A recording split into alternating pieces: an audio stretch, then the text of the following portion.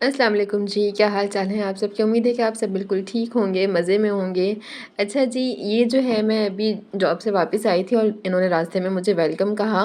मुझे एक चीज़ और मैं एक चीज़ डिस्कस करना चाहती थी, वो ये थी कि हम अपने बच्चों को शायद जानवरों को किस तरह से ट्रीट करना है ये नहीं सिखाते। मैंने शायद लास्ट टाइम आप लोग से डिस्कस किया था कि स्वीटी को एक बच्चा बहुत ज़्यादा परेशान करता है। एक तो अगर उसके उसके पास ना एक पिस्टल है, उस पिस्टल में वो किसी तरह से माचिस की जो तीली नहीं होती वो डालता है और उससे वो फायर करता है, तो वो एकदम उससे तो मैं भी थोड़ा सा डर जाती हूँ कि ये कहाँ से आवाज़ आएगी।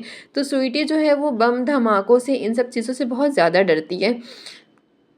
खैर उनके बड़ों को कंप्लेन की थी और उन्होंने उस बच्चे से वो पिस्टल लेके रख ली थी, लेकिन फिर लास्ट नाइट मैंने नोट किया कि उस बच्चे के पास है, मतलब जैसे ही वो गली में एंटर हुआ है ना तो उसने उसको प्रेस किया, दबाया, तो एक पटाखे की धमाके की आवाज़ आई। तो उस टाइम मैं स्वीटी को खाना खिला रही थी। स्वीटी जो है वो एकदम खाना छोड़ के भागी।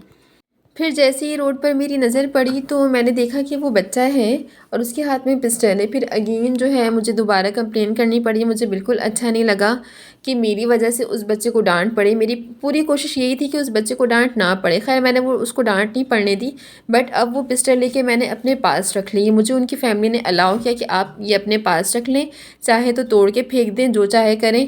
तो अब आप जो है ना इनको मतलब इस बच्चे को नहीं दीजिएगा। तो फिर मैंने ऐसा ही किया। स्वीटी गुग्गू जब गली में होते हैं तो मेरी आंखों के सामने होते हैं, कैमरा भी लगा हुआ है, रिकॉर्डिंग में भी वो होते हैं, तो एक तरह से वो बहुत ज़्यादा सेफ़ होते हैं। जब वो अपना स्टेशन छोड़कर जाते हैं ना तो फिर मुझे होता है कि यार कोई इसको बैठने देगा नहीं बैठने देगा, परेशान करेगा, चोट लग जाएगी, ये बड़ी परेशानी है। इस वक्त हो रहे हैं 6:27 PM और ये इनके खाने का टाइम है। इन सबको पता है कि हमारे खाने का टाइम है। ब्राउनी जो है वो इनका जायज़ा ले रही है और ये अंदर के हालात का जायज़ा ले रही हैं कि जी अभी तक हमारे खाने वाला सिस्टम कहाँ पहुँचा। वो अलग आँख, ये टाइगर, वो नैना। गेट मैं अभी इसलिए नहीं खोल रही क्योंकि अभी मैंने इनका खाना निकाला, ये एकदम अंदर आएंगे और फिर चीज़ें जो है ना वो ख़राब करेंगे। ये इस गली के बच्चे हैं। मैं आपको फिर से बता दूं, ये मेरे घर के पीछे वाली गली, यहाँ पे कोई ट्रांसपोर्ट वगैरह नहीं है, मतलब ना कोई बाइक ना साइकिल कार ऐसा कुछ भी नहीं है।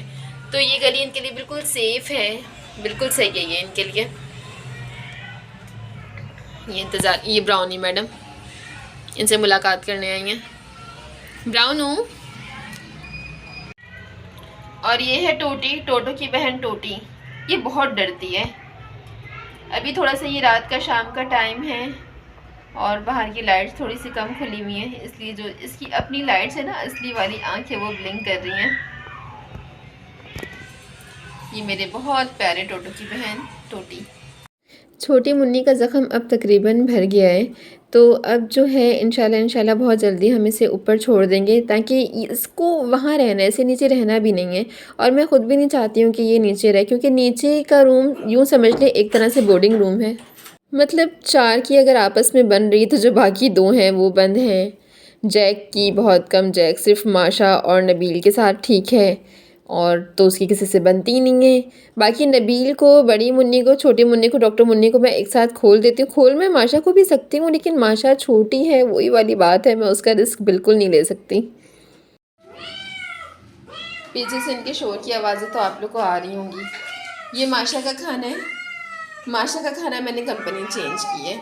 अच्छा, माशा को मैं खाना ड्राई नहीं दे रही हूँ, मैं गर्म पानी लेके इसका खाना उसमें डाल के सॉफ्ट करके देती, क्योंकि सर्दियाँ हैं और सर्दियों में फिर पानी पीना थोड़ा सा कैट्स के लिए मुश्किल होता है।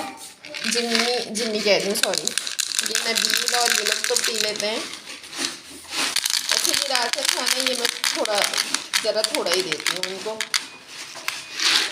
बहुत हल्ला मचाया हुआ है इन लोगों ने, ये नहीं सकता है। 2 बच्चों को ये प्याले खा लिए जाएंगे, फिर दूँगी खाना। क्या हो रहा है? माशा, माशा इसमें बंद है। अब लोग कहेंगे कि माशा पे जुल्म हो रहा है। अगर मैं माशा को खोल दूँ तो फिर मुझ पर जुल्म होगा, वो लोगों को नज़र नहीं आएगा। ये जेट बॉक्स यहाँ पे था, वहाँ पहुँच गया। मैं इन सबको खाना दे के फिर मैं माशा को खाना दूँगी। सारे भूखे बच्चे हैं मेरे। ये जिस तरह से जल्दी में खाना खा रही है उसको देखकर आपको यही लग रहा होगा कि पता नहीं कब की भूखी है। तो जिन लोगों के पास कैट्स हैं और स्पेशली स्ट्रे कैट्स हैं जो पाकिस्तानी ब्रीड जो होती हैं, उन लोगों को पता होगा कि कैट्स को खाना खाने का बहुत शौक़ होता है। जब तक इनका खाना खा के पेट बिल्कुल फटने वाला ना हो जाए, अगर आप इनके आगे खाना रखें ना तो ये तब तक खाना खाते रहेंगे। स्पेशली जो किटन्स होते हैं और वो जो माँ के बगैर वाले होते हैं, माँ वाले बच्चों को मैंने देखा जो अपनी माँ के साथ ही बड़े होते हैं, उनको मैंने देखा कि उनके अंदर खाना खाने की ख्वाहिश होती है लेकिन थोड़ी जैसे कम होती है। ये अपनी माँ के साथ नहीं रहे होते, लोग इनको अलग करते हैं, कहीं न कहीं फेंक देते हैं। जैसे माशा को भी मैंने कचरे के डब्बे से, जो कचरे के बड़े-बड़े डस्टबिन नहीं होते ग्रीन कलर के, उसके वो मतलब वो कचरा बहुत ज़्यादा था उसमें, उस वजह से किसी ने उसको उस डस्टबिन में डाला। अगर वो बहुत नीचे होता और उसके ऊपर लोग कचरा डाल देते तब तो माशा मुझे नहीं मिलने वाली थी। मतलब मैं उस जगह पर, मैं एक मेल कैट है जो मेरा इंतज़ार करता है, मैं उसे खाना देने के लिए गई थी। तो मुझे ना छोटी-छोटी सी आवाज़ें आ रही थी, मतलब बहुत पतली-पतली सी। तो मैंने सोचा यार ये उस बिल्ली की आवाज़ तो नहीं हो सकती। तो जब मैंने देखा तो इसने कचरे के ऊपर से ना छलांग लगाकर जो किनारा होता है डस्टबिन का, ये उसके ऊपर खड़ी हो गई। फिर माशा को मैंने वहाँ से रेस्क्यू किया। तो ये बहुत छोटी थी, इसे खुद से खाना खाने भी नहीं आता था। मैं इसे इंजेक्शन से, जो 1 सीसी वाला इंजेक्शन होता है ना, मैं इसको उससे फ़ीड करवाती थी। तो उसके बाद मैंने बहुत मुश्किल से, ज़ाहिर-सी बात है जो काम माँ कर सकती है वो कोई और नहीं कर सकता, लेकिन फिर भी मैंने बहुत मुश्किल से इसे खाना खाना सिखाया। जैसे इंसानों के बच्चों का होता है कि छोटा बच्चा होता है वो माँ से फ़ीड लेता है और जो उसकी रिक्वायरमेंट होती है वो सारी पूरी होती है, वैसा ही कैट्स और डॉग्स में भी या दूसरे जो एनिमल्स हैं उनमें भी होता है कि मतलब जब वो अपनी मदर फ़ीड पर होते हैं तो वो सारी रिक्वायरमेंट्स उनको पूरी हो रही होती हैं, तो उनको वो उस तरह से भूख नहीं होती है। तो मुझे ऐसा लगता है कि माशा की, अभी भी माशा को मैं अच्छे से अच्छा खाना देती हूँ, लेकिन माशा की वो रिक्वायरमेंट पूरी नहीं होती है खाने की। इसी तरह से जब मैंने ब्राउनी को रेस्क्यू किया था, तो ब्राउनी भी छोटे में बिल्कुल ऐसी थी, लेकिन अब बड़े होने के बाद वो शरारती है। शरारतें करने के लिए वो तंग करती है, लेकिन क्या कहते हैं, वैसे वो नहीं परेशान करती कि मतलब उसको हर वक़्त भूख लगी हुई है या हर वक़्त उसको खाना खाना है। क्योंकि एक टाइम आता है जब इनकी रिक्वायरमेंट्स पूरी हो जाती हैं, फिर ये भूख लगने पर ही खाना खाते हैं।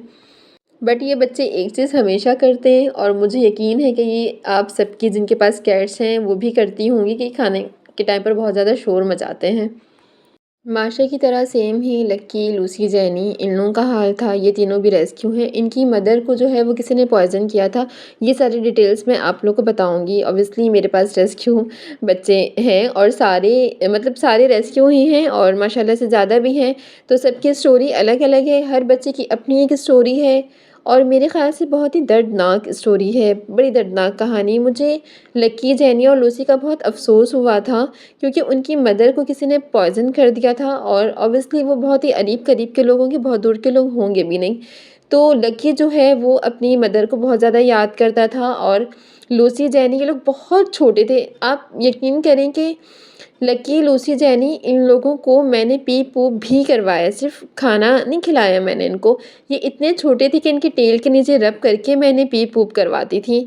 खुद से ये नहीं कर पाते थे, ये बहुत छोटे थे और खाना जो है मैं इनको बच्चों का नहीं आता वो मेडिसिन लेने वाला, क्या कहते हैं उसका, मुझे अभी नाम याद नहीं आ रहा, मैं उसके ज़रिए जो है वो उनको खाना खिलाती थी। इसी तरह नबील जो है, नबील कभी भी घर के अंदर नहीं था, नबील अलग आँख का बेटा है और वो उसके साथ बाहर पीछे वाली ही गली में था, जो बिल्कुल सेफ़ है। लेकिन नबील की जो बहन है उसको इतने ज़्यादा वर्म्स हुए, वर्म्स इन्फेक्शन हो गया, मैंने उसका बहुत ट्रीटमेंट करवाया, उसकी डेथ हो गई। उसके बाद नबील को भी बचपन से ही गैस्ट्रो का इशू हो गया। तो हम नबील को बाहर इसलिए नहीं छोड़ते थे स्टार्टिंग में कि ये बाहर से कुछ भी खा लेगा, इसका जो पेट है वो दोबारा डिस्टर्ब हो जाएगा। तो उसके बाद से ये घर के अंदर ही, क्योंकि हमने इसको बहुत बार ट्राई किया कि हम इसको बाहर छोड़ें, लेकिन ये कुछ भी खा लेता था और इसका पेट दोबारा इतना डिस्टर्ब होता था। इसका काफ़ी ज़्यादा ट्रीटमेंट चला। डॉक्टर नबील का भी यही डायग्नोज़ कर रहे थे कि इसे वर्म्स हैं और काफ़ी अरसा जो है इसका वर्म्स का ट्रीटमेंट चलता रहा। और उसके बाद जो है एक और सीनियर डॉक्टर के पास जब मैं लेके गई तो उन्होंने इसका कुछ ट्रीटमेंट चेंज किया। वर्म्स ऑब्वियसली थे, इसके ट्रीटमेंट इसका बिल्कुल सही सही चल रहा था, लेकिन फिर उन्होंने रिकमेंड किया कि मैं इसे गैस्ट्रो फूड दूँ। तो मैंने इसे जुसैरा का गैस्ट्रो फूड दिया और 7 डेज़ इसको इंजेक्शंस लगते रहे। आपको मेरी ये वीडियो कैसी लगी प्लीज़ कमेंट करके मुझे बताइएगा। अगर अच्छी लगी तो लाइक कीजिएगा, कमेंट कीजिएगा, शेयर कीजिएगा और मेरे चैनल को सब्सक्राइब कर दीजिएगा। Thank you so much.